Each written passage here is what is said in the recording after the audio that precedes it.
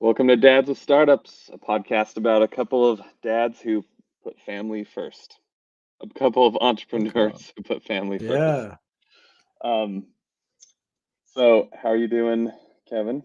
How was your week? I'm doing better. Uh, what does Dave Ramsey say? Better than I deserve. I'm out in the middle of the forest of northern Arizona. We're on a month long kind of family vacation up here, and you know, as I mentioned last time, we're from Phoenix, Arizona, so about the biggest contrast you could have. It's just completely, mostly flat and very hot. And here we are in the woods. It's beautiful outside. There's pine trees and other kind of trees everywhere, and finding it just amazing. Our kids are just I'm just realizing how important it is to have nature with kids. Like, yesterday we spent like an hour admiring like a caterpillar walking across the dirt road. And that was stuff And that's very magical and stuff for us. Kevin's a little remote and his internet is a little spotty, so he'll be with us in a second. There we go, you're Yeah, back. Yeah, nature is nice for kids with I'm back. wide open space Yeah, so and it, exposure to everything. uh, it's such an important thing, and so, it's making us think that we really should, make the move eventually to a place like this, and given that we are remote, you know, time independent and remotely, independent, whatever you wanna call it, there's really nothing stopping us from doing so, and I think you're same with you, right, you guys, right? Like, you can basically live anywhere. Um, Yeah, you just have to think about internet connection. yeah. True. That's Yeah. a limitation. Are your kids your oldest is how old? She's almost 4, and yeah, you're gonna ask if she's in school. She is in school, Yeah. and we're just kinda taking her off, for the month. We got COVID about, 2, 3 weeks ago as a family. Everybody got COVID, Hmm. and, so we had to take her out of school for 10 days minimum, and so we were like, "You know what? We've wanted to take a break, let's just make it into a month-long vacation." So we took her out of school for the month. Nice. How about you So, guys? Are you, um, what's going on with you guys? my oldest is 8. Um, in fact, now might be a fine time to share a picture. Yeah, Um, let's see. So, for those let's of do you who some are picture sharing. watching on YouTube, here's a picture of my family. Ah, nice. Kevin, you can describe the picture for the podcast listeners if you like. Yeah, yeah. I see the famous Arches of Utah representing your state there. It's great. Hmm. And a lovely family from what do we got 4 Oldest is 8. kids, 8. Okay, from and the youngest is what was it 3 or younger? The youngest is, she turned 2 2. days Oh ago, wow, okay. actually. Oh So, wow. yeah. All right, so she's almost near my youngest. That's great. I love the super Your oldest looks like he's wearing the Superman shirt, Yep. and you Yeah, guys are those doing are some my day kids. hiking, it looks like. A bunch of tow heads, pretty much. And yeah, this was on Nice. a trip we took about a month ago. Huh, We drove. So we're just north of Salt Lake City, and we drove it's about an 8-hour drive down to the Durango area, Durango, Colorado. So it's the okay. southwestern corner of Colorado. And on the way, Huh. I think this was on the way home, we um, took a break Mm. so the kids could stretch their legs and climbed up to that arch up there near Moab. So, Right. yeah, How far is Moab from your city, from your town? Moab is probably about 4 hours from where we 4 are, hours? Okay, maybe nice. 5 hours. So yeah, I mean, you not live too far. in an incredibly beautiful state. I remember after college, I just took a solo drive through much of Utah and just was, blown away by going to the different national parks and stuff. Yeah, So it's very there's a rich. lot to do. It's you've got almost every landscape that you want because there's a pretty good mountain range, so you've got a lot of Yeah. forest area there. You've got all the desert, which is really what Utah's famous for. All the national parks are Mhm. pretty much desert related national parks, and then of course all the skiing and everything. And there's a few lakes. I think what it really lacks is uh, water sports. There's just not as much water out here in the desert. Gotcha. Yeah, and the So Salt Lake doesn't lend itself to much of that, so yeah, let me show nope, you can't my swim in the kids Salt real Lake. quick. I know. Here, I'll show mine real quick since we're doing a bit of child sharing. Where is it here? So these are my 2. I don't know if you can see them, but, we're looking at the backyard here. We got, my little one who's about 2, you see the kind of the back of her head there, and then my older one who's almost 4, and she's got her little dinosaur with Nice. her. Yep.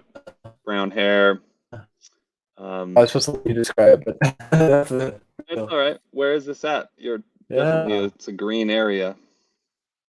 This is right in the backyard of here. Oh, Yeah, this is where you it's are at our right little now. Airbnb here.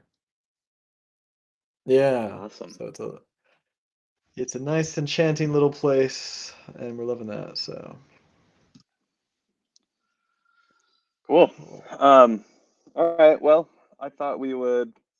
What last time we spoke, we kind of told our story to each other, and how we ended up becoming entrepreneurs, right? Indeed. So, Yeah. I thought maybe we could talk a little bit about the journey as far as customer development goes. Um, I don't know how many people are going to be listening to this episode because it's just episode 2. But my thought is, if there are any parents out there who have general life responsibilities and the idea of going out on your own and starting your own thing is a little intimidating, we could just kind of talk about our experiences and how we figured out, you know, who the right customers were and what the product was, and um, that's pretty much what customer development means. For me, it was interviewing customers and everything. Okay. So Kevin, you've done a few different projects. Um, Mhm. which one? I mean, with all of your experience with customer development, what did you do? What was your method for doing that? I have some interesting ones. I have a more traditional one where in terms of our course business, let's say, because we have an online course business in the world of dentistry. That one we were closely connected to the market because my wife had been in that community herself as a at one time, and so we she was very familiar with that community. She was very familiar with the customer, and so she wrote a book. Actually, she wrote a Kindle book. Her and I worked on that together for a little while, and we published it. We somehow thought that the Kindle book itself was going to be a big moneymaker. So we spent, I don't know, a month writing this silly book, and we put it out there, and we get our we put it out for $10 is sort of the amount that they will encourage on Amazon, and realized very quickly that instead of making the thousands and thousands of dollars a month that we thought books make for people, we were making like $50 a month, and got very discouraged. But what was funny about it is that it did sell, just very in small numbers. But the people who read it started contacting us because we had our website in the book and stuff like that, and we had a blog up. It was very basic, and I think we may have put something about like we'll help you with this or that, in terms of the journey. For instance, our clients are trying to get into dental school, so we're trying to help them with that application journey. And Okay. so we had a guy that contacted us, and at this point we were like, "Nah, I don't think this is a viable business." We kind of ignored the guy, he kept emailing us and emailing us, and finally, just to make him happy, we just helped him out, and that was the beginning of our business. So that's kind of a lucky break. I wouldn't say that was something that, if you're really looking to start a product, that, there's two ways to think about it. One is like, what do you know? What is available to you? What are you already working on? And could that be a product? Could that be a service? Versus going out into a cold market where you know nothing. And I will say, it sounds as I speak that that could have been similar with you. You mentioned that you did customer development. And I want to hear more about that, but it also sounds like you were pretty familiar with that market, more than maybe someone who's completely cold. Which maybe would you say that that's true, or is Yeah. there a product? So, um, I don't know. I was lucky. I was hired to build the solution for business licensing first, right? And Hmm. then and then somebody else heard through the grapevine that I could build a custom platform for that, and it turned into me building a platform for other types of permits at the government level, different government offices or Gotcha. agencies. Um, but it was really a foreign world to me still. And so when I started off, I made Okay. some. I just got on the phone. See, what happened was the third time I was asked to build this software, I was like, I'm going to put it in the contract so that I can own this code, do whatever I want to it, you know? And so then I took that, and then I added a few more features to make it a little more things that I knew other customers would need, and that took about 4 or 5 months to build out, um, and then I launched, and I just went to, well, as I was building it out during those 4 or 5 months, I called, I just got on the phone, I called a whole bunch of municipalities, and I just Mm, started calling them and saying, "Hey, wow. I'm working on this project. I wonder if I can pick your brain a little bit about your job, you know?" And so I asked them, Nice. like, what's the process, for doing everything, and I learned a lot through that, and so that was a little bit of an education piece. It wasn't so much of a would you buy this if it costs this much kind of a conversation. Sure. Mostly the people using the software, like your power users, are not typically the decision maker in this realm, Right. and so I was kind of going off this hunch that, look, three other people paid a lot more money than I'm going to charge per year to build the software three different times, And so Right. I kind of felt like that was a little bit of validation by itself. As far as learning the industry, I think the phone calls helped. And those phone calls later on turned into a couple new customers, um, because I'd started building that relationship, early on. Um, but uh, yeah, I mean, that's pretty much what I did initially. How So receptive were they when you gave them a call? Did you find that most people were receptive, or did some people just say, "I don't have time," or just not pick up, or what was your experience with that? Because I think that intimidates a lot of yeah, people from even doing it. yeah, I think, man, I'm a programmer, so I like making cold phone calls to people is not in my blood. Yeah, So I good for actually you. had a job when I was 15 or 16. I got a job doing phone surveys for a summer, Mm. and I hated it so much. It was just like it's like a dark spot in my memories doing that Mhm. job. So just doing phone surveys to people who like bought a car, and then we would call them back, and it'd be like, it's only 25 minutes. In reality, we all knew that it's going to take 40 minutes, but we'd tell them, 25 minutes. Right. And but yeah, that was definitely some pretty gritty work that I had to do, and probably 75% of people were positive to me, Okay, and so that was good. I mean, they were that's kind of cool. nice. There was an occasional person who thought I was selling something, and Uh-huh. sometimes I would make the mistake of using the words "I'm not selling anything," which, Ah, good like, tip. as soon as you say that to somebody, they assume you're selling something because that's like the typical sleazy salesman tactic, right? And so I You remember remember a your few opening people. line? Oh man, that's a good question. I wonder if I have. I think I wrote down kind of a general template. It was Mhm, probably just in a notebook somewhere. I use mhm, paper and pen a lot, so I probably just wrote it down somewhere. sure. Um, but I think I would cut to the chase as soon as possible and explain to them I'm working on a project and I need to learn more, and come Cool. at it in like a more humble approach instead of Sure. make it clear like I'm calling so I can learn. Um, and in a sales call, a lot of times you say, "I want to learn about your process so I can find solutions to make your job easier." I mean, that's it's kind of a good sales tactic anyway. And Yeah, there were yeah. some people, like I remember this one woman I called, and she was convinced I was selling something, and she was just like, "I'm not interested." I'm like, "No, no, no, no. Like, I'm not. I don't even have a product done yet, or whatever." And she's like, "Oh, we we don't have budget for it," and she just hung up on me. And I was so Just frustrated at that, but automatic. yeah, it's gonna happen.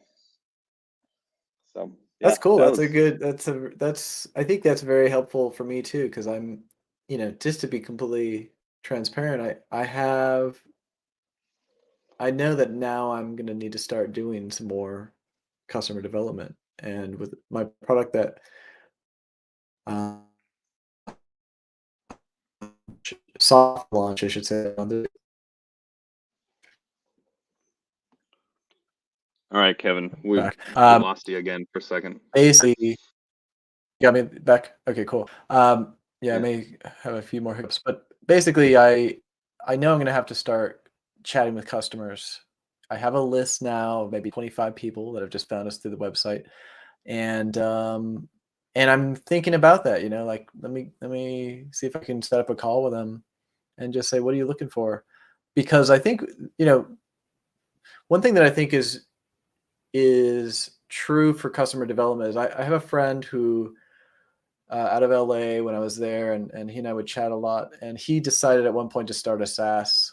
He'd never, he wasn't even a developer or a programmer before, but he taught himself. He went through a boot camp and then he learned programming, and he'd already had a successful business. So it was just more of a decision to change businesses and stuff. So he started with the SaaS, and his approach, he went through this kind of training, and the whole thing was about how to start a SaaS. And it was like, lots of customer development, lots of marketing stuff. And he found a random niche that he thought was good based on the training he'd been through, started calling people. And after 6 months or a year or so, I said, "Well, how's that going?" And he was like, "I'm giving up on this. Like this, I don't know these people well enough. I don't understand." I think it was in someone in the insurance market. He's like, "I don't understand this business. I've never done it before, and it's really hard for me to know what they want." And I thought that was an interesting story because the promise of his training was that no matter what, you can find some random niche and just go for it, even if you don't have that background. But in your case, and even in my case, like we may not have understood our customer fully, but we'd already interacted with them. You'd already had two clients or two customers Yep. who had had you do development. So you knew at least some of it. It was like maybe 20, 30% of what they need. And I think the same with this product. Like we're basically building a learning management system, SaaS for folks, and we are ourselves course creators. So I'm building it basically for myself right now because that's the best I know. But that's probably 20 to 30% of like what our customers are going to need. I'm sure there's going to be a lot of customers that have very different needs than mine as a course creator, and so Yeah. that's the part that I need to make up for and figure out. Yeah, I think scratching your own itch is definitely a good way to find an idea or find a void that needs filling, right? I think Totally. I know a lot of people who they sit down and they write a notebook of all these ideas, and they're just like business ideas that come to their head. And you know, I'm not criticizing that method. I think you just have to accept that most of those are trash ideas because they're not, they might be, they might not be your world. So I think, but just spitting out Yeah, ideas on a piece of paper for like what a business is, that's a good way to get started because one of those might relate to you or it might relate sure. to somebody you know. So, and if it relates to someone you can either bring them in as a co-founder and tag team it, or kind of like would if you had did not know your wife, would you have built courses for the Yeah, dental industry? never. Personally, yeah. I never So, even knew this market existed. So that's another thing is like sometimes by going after what everyone kind of knows, it's sort of the zeitgeist. If everyone knows that a problem exists out there, then all the entrepreneurs are going to think that when they begin their business. So you're going to have a way much more competition anyway, versus if Yeah. you have some niche that, like, I would never have thought, like, let me do a, let me do a SaaS based on licenses and approvals and things Right. like this is something that I never would have thought of, and here you are doing it. So I think there's that aspect too, is you're going to reduce your competitive, sort of like there's a book called The Blue Ocean Strategy, and you're basically looking for, you have a set of you have an area of the ocean that there's a lot of sharks and predators all trying to fish, and it's red, from all the competition. And then it's all these examples of companies that have like turned their view to maybe some other area of the ocean that's blue still, that's not highly overfished yet. Yeah. And I think with unique niches that you have experience with, either from your work, if you have a corporate job or other type of stuff, you can solve. We lost you again, Kevin. All right. Yeah, so if you think about your niche, you can think about problems that need to be solved. Am I back? Um, yeah, you're back now. That's good. We can edit this part out in the audio before we Yeah, I think we'll have to publish. do a bit on this one on Um, absolutely. well, what about finding something that people are actually going to pay for? You know, like Mm, I have a lot of ideas on things that would solve my own problem, and just because it's my problem doesn't mean other people have it, or even if they have that problem, it doesn't mean they're going to pay for it. For example, when I was in college, um, I I in the education world, there are so many ways, like there's so many opportunities to build cool tools.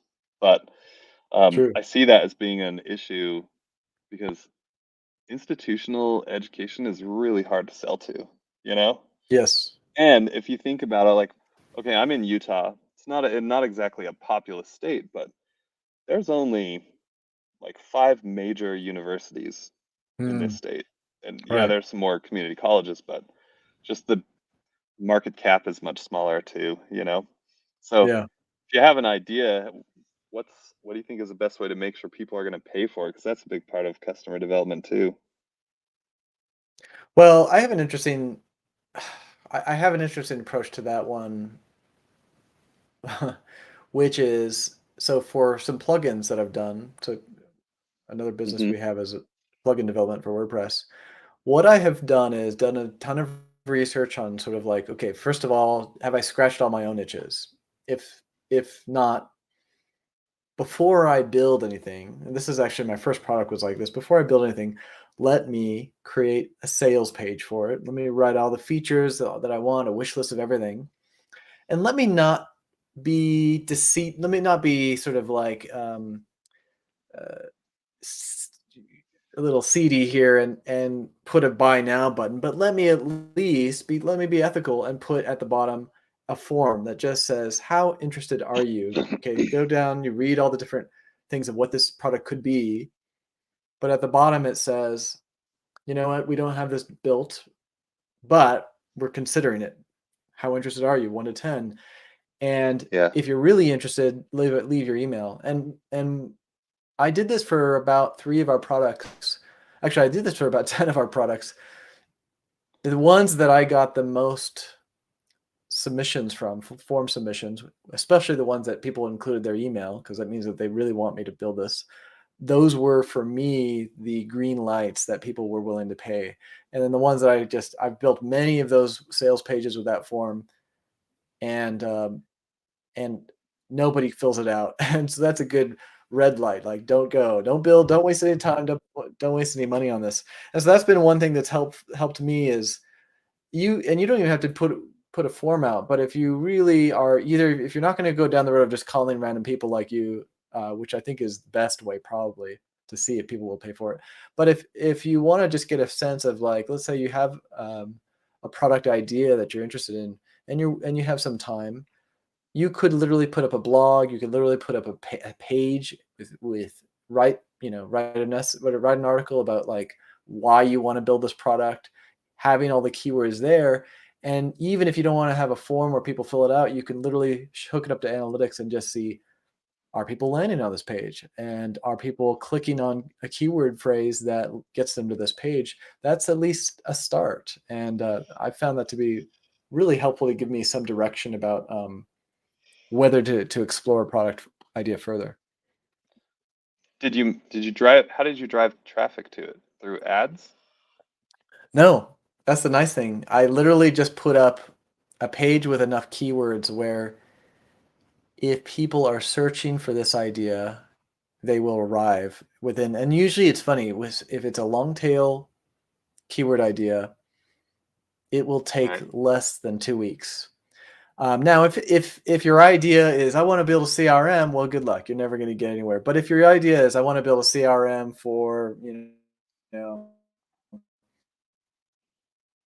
Okay, you cut out, but I assume you're gonna say something like some a CRM extremely for strange, piano tuners or something like that.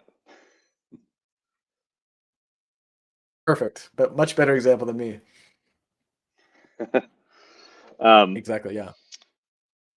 that's that's cool. That I can't imagine. I didn't do that test, and I think it'd be exciting to do that. I mean, I my launch was relied on a lot of faith that it was just going to work out, and I probably should have done more customer development. But the truth is, the majority of the product was, well, not, I wouldn't say the majority of it was funded. Probably about half of the product was funded by a customer that asked me to build a custom job for them. Because the Wow. arrangement was, we want you to build what these guys had, but we want these features. And so I said, okay, Gotcha. I'll build it for half off if I can own the code, you know. So that was the arrangement. So I figured Great idea. when it was done, it's kind of like if I do customer development and I'm not getting great results, well, I've already done the work, so I might as well just go forward with this, you know. And the number of people I Yeah. called wasn't. I probably called about 30 different cities and had conversations with them, and so um, and I didn't have really strong data about how many people would buy and how much they were willing to pay for it, that kind of thing. It was mostly Mhm. getting educated on the process, you know. So You it demonstrated just product happened to market work out. fit. Yeah. Just by someone commissioning it to be built is sort of evidence that people are willing to pay, right? Yeah, yeah, I suppose. Yeah, So that's and also good. early on, something that was important, I think, worth mentioning was um, I was transparent early on about the company being new. You know what I mean? And I didn't exactly tell them how many hours per week I was dedicating to Sure. Civic Review, my company versus other work because it kind of was a side project. But I did tell them, look, I'm the only guy. Like this is a one man show right now, and I told them like I launched this just a few months ago. I was upfront, and I think that those early adopters, they stick with the vision. You know what I mean? Yes. And they also were really good supporters because they gave me a lot of guidance on how things work, and they were more willing to educate me on the process. And so I could Wow. ask stupid questions in the industry, and it wasn't like I didn't have to worry about it being some kind of warning alarm to them. Oh, Sure. these guys don't know what they're talking about because they knew I didn't know what I was talking about. you Yeah, I know. love that. And that's So so cool. That's the kind of customer at this point that I need to start finding for our new product Owlish. It's called Owlish, by the way.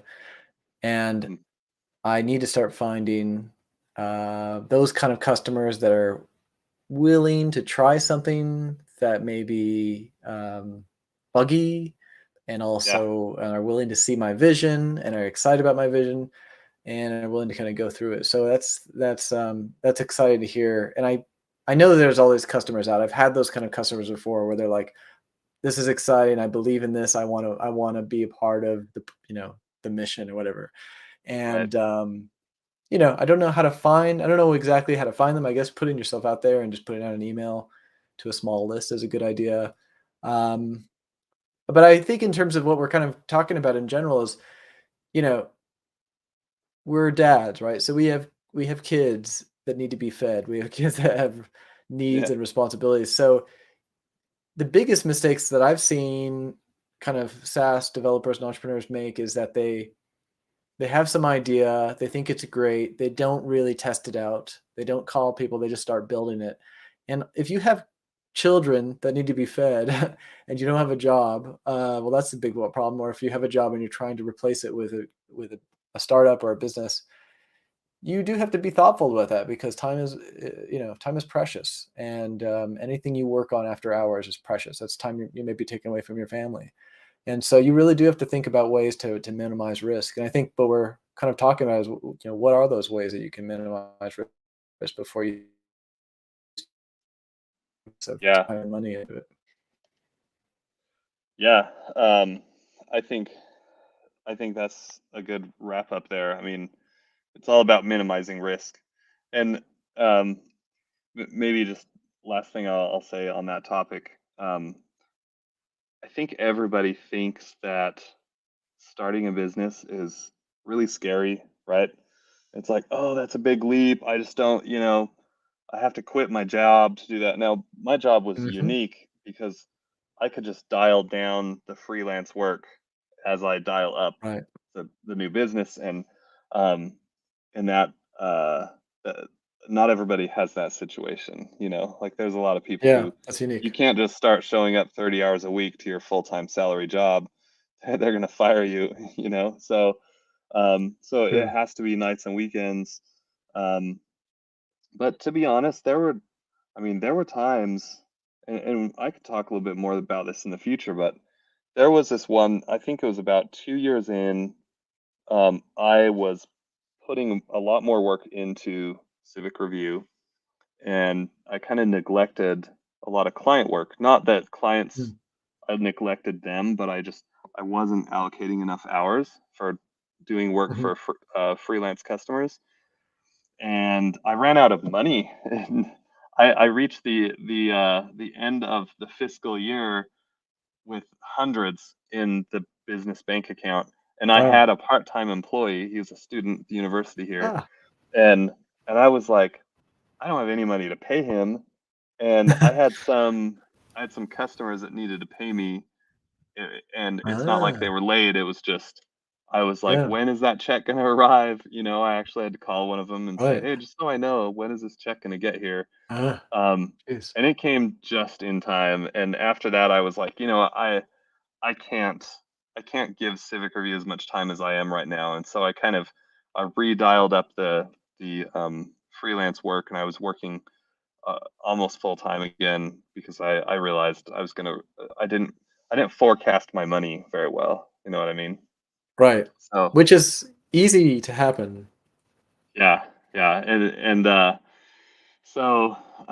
but that being said, minimizing risk, I knew that I was on to something that was eventually going to provide for my whole family. So we Right. knew that there were some sacrifices that had to be made, and I talked it over with my wife, and I did work some extra nights, and it meant a little bit less work or time around the family.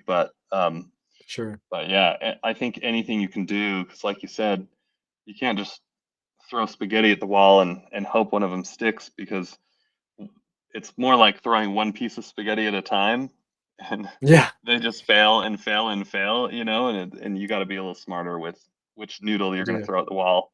Exactly. It's a good way of putting it. Oh, It's interesting that you yeah. say that story because that's for full transparency, that's almost what I'm going through right now.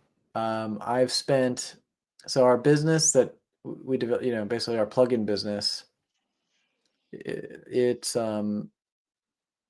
it's mostly been this past year as I've been working on this new SaaS, it's been diverted. All of the profits have been going into the new SaaS, and so we've been having to live off of our online course business. Hmm. But I just realized about 3 weeks ago, as I looked at our Stripe data, that for whatever reason, our course business is down about 15% than the last 2 years. Um, no idea why. They're probably something related to COVID. So, again, we help candidates get into dental school. And so there's probably some reverberation that has affected. They used to do it inline, in-person interviews, and now schools are kind of switching and they're changing a lot of things. So it probably has to do some effect of COVID. But either way, now it's like I'm looking at I. This is the time of year where sales dip down anyway, and it goes quiet for the next 3 months. So I was just the other day looking, I was like, "Uh-oh, looks like storms ahead." So it'll be a fun topic to, I'm sure I'll be putting out updates on this. But my to do today will be to go through all of our expenses, and I'm using a new expense tracking app I found, and I'm just gonna like figure out what it looks like and how can we survive the next 3 months. But it could basically like what is it, weather down the ship and bat everything Yeah, up for the storm. So that'll be interesting to hear how you figure that out. Let's talk about that some more. So but that's cool. that's part of it. I mean, this was a choice. So I have to keep reminding myself, like, you know what, Yeah, this isn't me a victim here. I've chosen this and I'm putting money into this app. So it should be fun. yeah, it's true. All right. Should we wrap it up? Cool.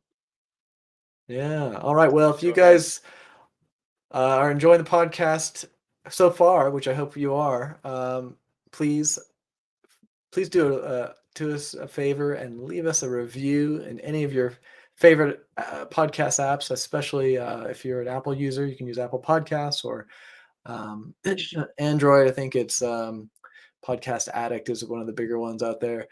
And you can find us online at dadswithstartups.com. We have a new website going up right now, and we're kind of figuring that out. And so check it out. Make sure to subscribe, and we will look forward to chatting with you next time. Thanks. See ya.